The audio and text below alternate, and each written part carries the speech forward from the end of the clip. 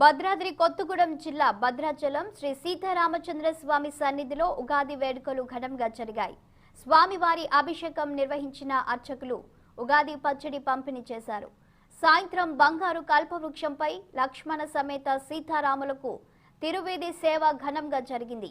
ఆలయ వేద పండితులు మురళీ కృష్ణమాచార్యులు పంచాంగ శ్రవణం నిర్వహించారు. శోభకృత్ సంవత్సరం అందరికీ మంచి శుభాలను కలిగిస్తుందని, పాడి పంటలు వృద్ధి చెందుతాయని, రాజుల మధ్య సఖ్యత కుదురుతుందని అన్నారు. ఈ సంవత్సరాదిలోనే సీతమ్మ వారు జన్మించిన ఏడాది అని, సీతమ్మ వారు భూమిలో నుంచి జన్మించారు గనుక పాడి పంటలకి ఏమాత్రం లోటు ఉండదని, అన్ని విధాలుగా శోభకృత్ సంవత్సరం అనుకూలంగా ఉంటుందని అన్నారు. భద్రాద్రి శ్రీ రామచంద్రుడి రాశి కర్కటక రాశి అని, ఆదాయం 11, వ్యయం 8 అని, రాజపూజ్యం 5, అవమానం 4 ఉందని తెలిపారు. సీతమ్మ వారు స్వామివారి ఒడిలో కూర్చొని ఉంటారు కాబట్టి సీతమ్మ వారి ఆదాయ వ్యయం ఎలా ఉన్నా స్వామివారి అభయం ఉంటుందని అన్నారు.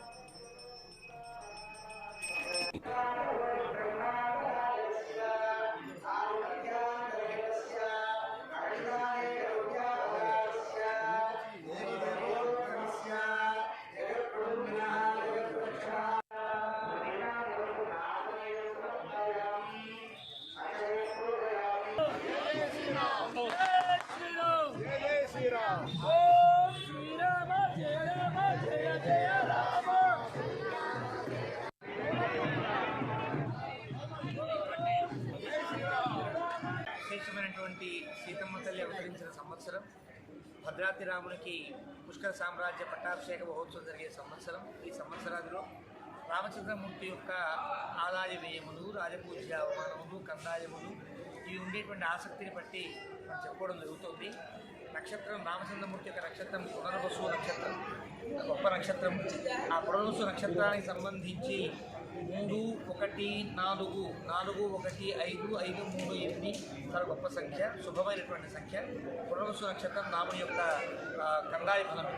అలాగే రాశి కర్కాటక రాశి, 11 ఆదాయం ఉంటుంది, 8 వ్యయం ఉంటుంది. కాబట్టి ఆదాయం బాగుంది, భక్తులకి సౌకర్యాలు కలిగించేటట్టుగా రాముని యొక్క దివ్యాలయం మరింత భక్తుల సేవలో ఉంటుంది రాముని యొక్క అనుగ్రహం చేత. అలాగే రాజపూజ్యముల కర్కాటకానికి 5 రాజపూజ్యము, 4 అవమానము ఉన్నాయి. కాబట్టి అందులో రాముని యొక్క వైభవంలో కూడా ఏమాత్రం లోటు లేకుండా ఉంటుంది. సీతమ్మ తల్లి నక్షత్రం ఉత్తరా నక్షత్రం అంటారు. ఆ ఉత్తరా నక్షత్రం యొక్క ఫలాన్ని కనుక గమనిస్తే 2, 0, 4 అంటే 6 మధ్యలో 4 నెలల పాటు సీతమ్మ తల్లి వైపు నుంచి ఒక ఇబ్బంది ఉన్నట్టు మహాభయం. రాముని ఒడిలో కూర్చున్నట్టు భయం ఉండదు కాబట్టి ఆవిడకి 4 నెలలు భయమేమీ లేదు అని గమనించి